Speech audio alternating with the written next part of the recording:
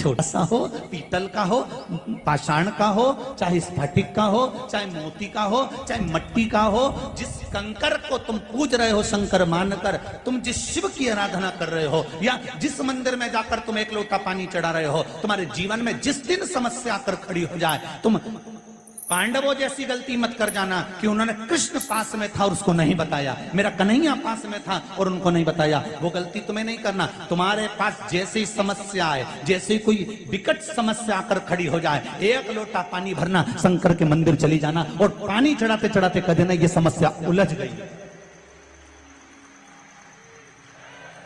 मेरी ये समस्या उलझ गई है भोलेनाथ। तुम्हें सीवर वाले महाराज को फोन लगाने की जरूरत नहीं है, तुम्हें किसी के पास जाने की जरूरत नहीं है, दो अगरबत्ती नरियल लेकर हिलने डुलने वालों के पास जाने की जरूरत नहीं है। तुमको केवल एक काम करना है, शिव के द्वार जाना है, शंकर के मंदिर जाना है, शिव की चौखट पर जाना है, भगवान शंकर को एक लोटा पानी चढ़ाकर भगवान शंकर से बस प्रार्थना कर देना कि बाबा मेरे जीवन में ये समस्या आकर खड़ी हो गई है, मेरे जीवन में ये समस्या आ गई है और इसको आपको संभालना है, कोई दूसरा नहीं।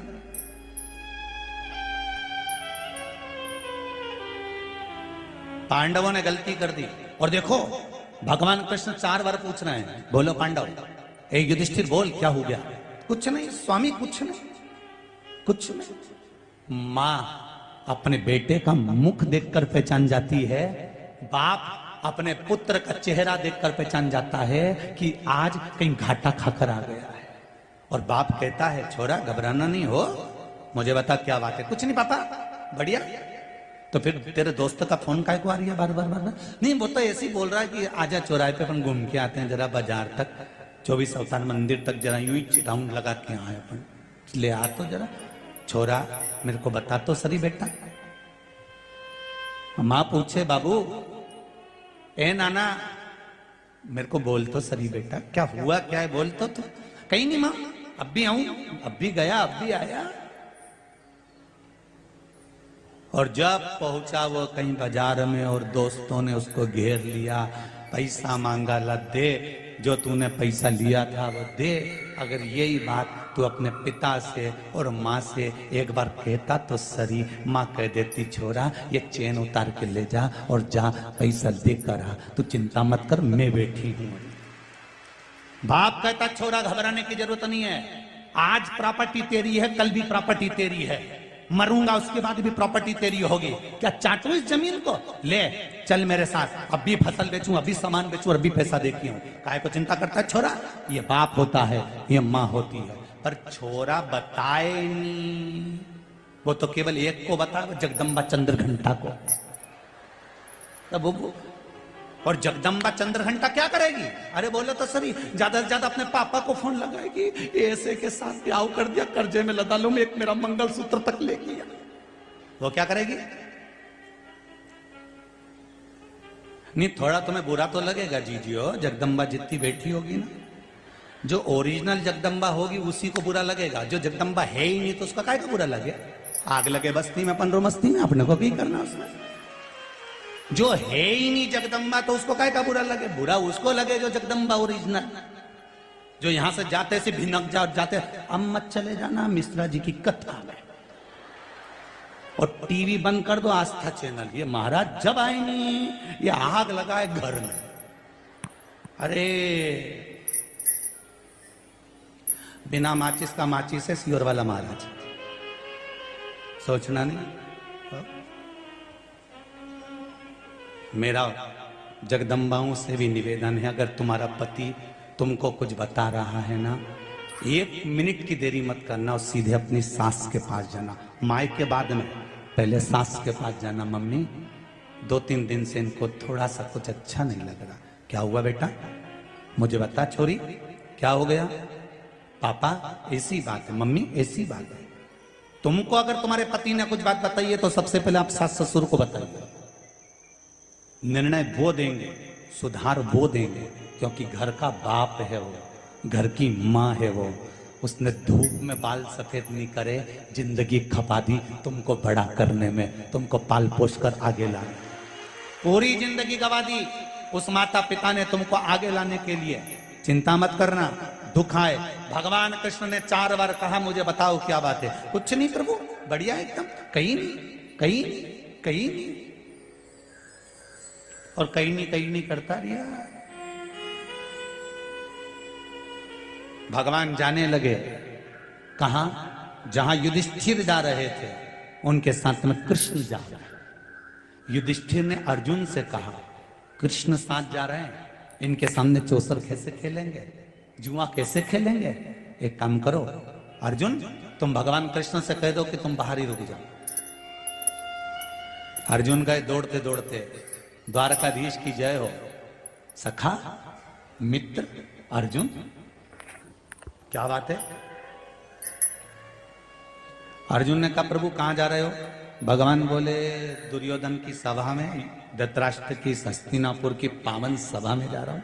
मैंने सुना है आज कुछ होने वाला है। भगवान को तो सब मालूम था, पर के तो सभी कुछ होने वाला। अर्जुन ने कहा द्वारका नाथ से, प्रभु हाथ जोड़ के निवेदन करता हूं, आप बाहर रहना, हम अंदर जा रहे। भगवान कहने लगे, मेरी जरूरत है अंदर, मैं चलूंगा नहीं। अर्जुन ने कहा, हाथ जोड़कर निवेदन करता हूं पांडवों की ओर से, जब तक तुम्हें बुलाए नहीं तब तक तुम अंदर आना मत।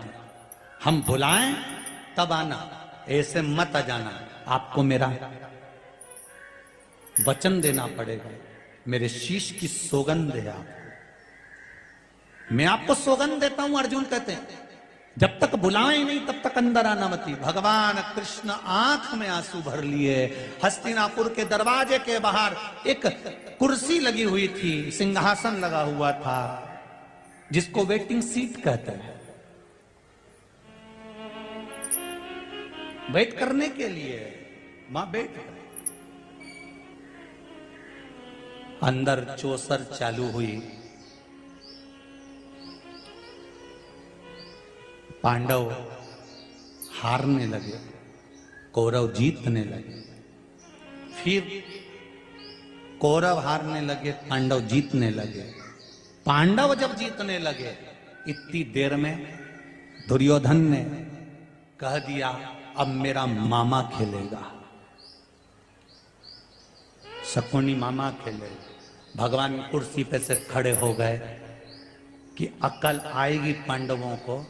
जब ये दुर्योधन कह रहा है कि मेरा मामा खेलेगा, तो पांडव चिल्लाकर कहेंगे हमारा द्वारका नाथ खेलेगा। भगवान खड़े हो गए कि अब मेरे पांडव कहेंगे कि अब द्वारकाधीश चौसर खेलने के लिए आएगा, अब मुझे ये बुलाएंगे।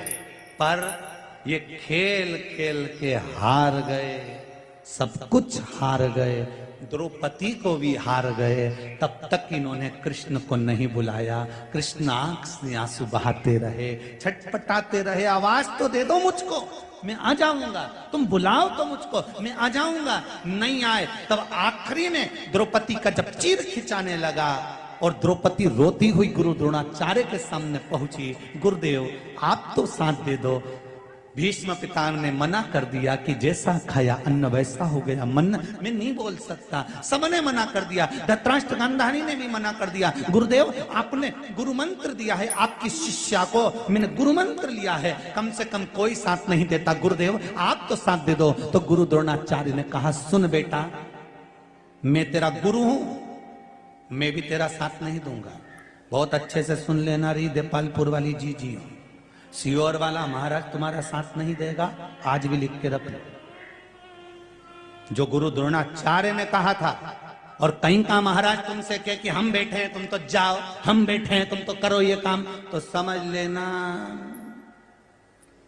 कि दो चार रटेची का काम है। समझ लेना कि कहीं ना कहीं गरुण घंटी बजने वाली है, क्योंकि भागवत जी कह रही है कि गुरु द्रोणाचार्य करें। सुन द्रौपदी, मैंने तुझे गुरु मंत्र दिया, मैं साथ नहीं दूंगा, पर सुन इस सभा में जितने बैठे हैं कोई तेरा साथ नहीं देगा। पर द्रौपदी, जो मैंने तुझे मंत्र दिया था उस मंत्र को जपना चालू कर, वो तेरा साथ देगा।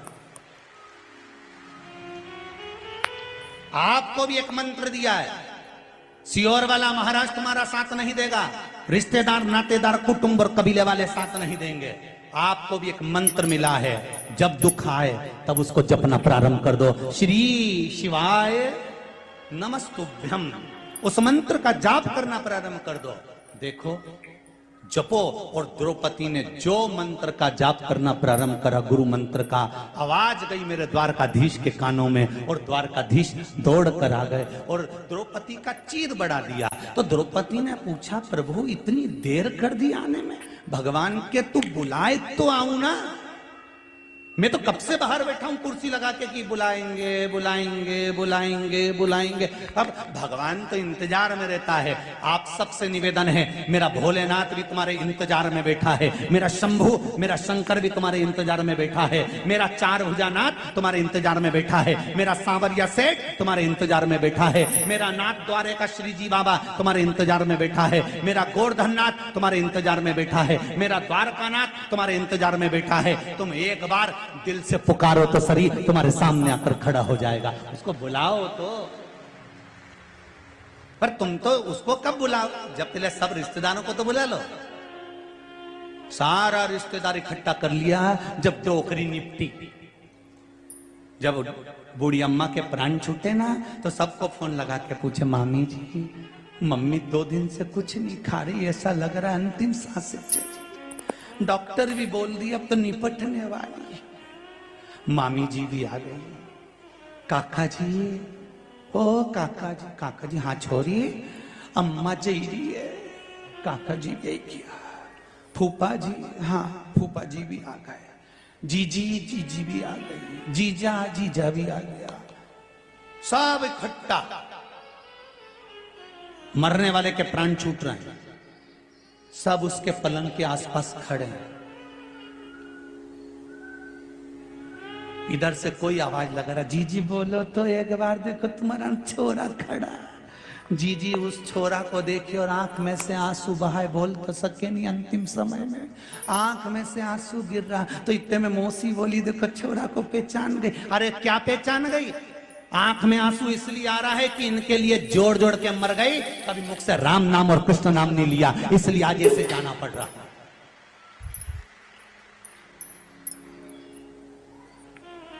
सबको बुलाया।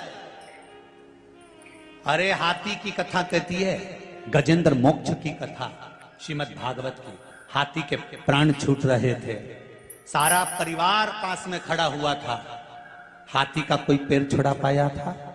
अरे बोलो तो, किसी ने छुड़ाया हाथी का पैर? कोई नहीं। फिर हाथी ने विचार कर लिया, ये सब दिखावे का है, सब चोटाओं ने जीतता है, सब लुटेरा नंबर 1 का चोटा। जिस घर में अपन रहे, परिवार में जिसमें रहे, ये सब चोटा ही तो है। मरते से ही सब निकाल लेगा चोटा, सब आधी रात के ही गायब।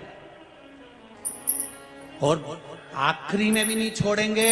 आग लगाकर आने के बाद में तीसरे दिन फिर पहुंच जाएंगे, डंडा लेके फावड़ा लेके। खारी समेटने नहीं, देखने जाए, देखो कहीं सोना की बाली तो नहीं दी। जब इनके कहीं नहीं मिले तब 2-4 हड्डी उठा के लिए आए और घर पे आके फिर मीटिंग करें, हरिद्वार ले जाएं कि नेमावर ले जाएं कि नर्मदा जी ले जाएं। और अम्मा कहती मर गई, छोरा एक बार मुझे नर्मदा नहवाला, एक बार हरिद्वार ले जा, एक बार इलाहाबाद प्रयागराज ले जा। नहीं ले गया और अब हड्डियों को ले जा रहा, और इतने प्रेम से ले जा रहा, सीट बुक करा ट्रेन की। चाय पिए तो पहले अम्मा को पिलाए, वो 4 हड्डियों को। रोटी खाए तो पहले उनकी पत्तल निकाले और क्या क्या अम्मा खा लो। अम्मा भी मन में सोच रही, जिंदा थी तब नहीं ले गया और अब लोटा में भर के ले जा रहा है। अम्मा ने भी सोच लिया, तू भले मुझे गंगा छोड़िया चाहे गया जी छोड़िया, कहीं नहीं जाऊंगी, यहीं देपालपुर में तेरी छाती पे मुंह डालूंगी, जा जा जा, नहीं जाऊंगी, जा। अब सारा महाराजों से पूछती फिर रही, बताओ क्या हो गया? पितृदोष लग गया। तो हम तो अम्मा जी के तो गंगा जी छोड़िया है। नी गई डोकरी, नी गई, आ गई वापिस लाए। सबसे निवेदन है, जीते जी माँ बाप का इतना सम्मान कर लो, इतना आदर कर लो कि गंगा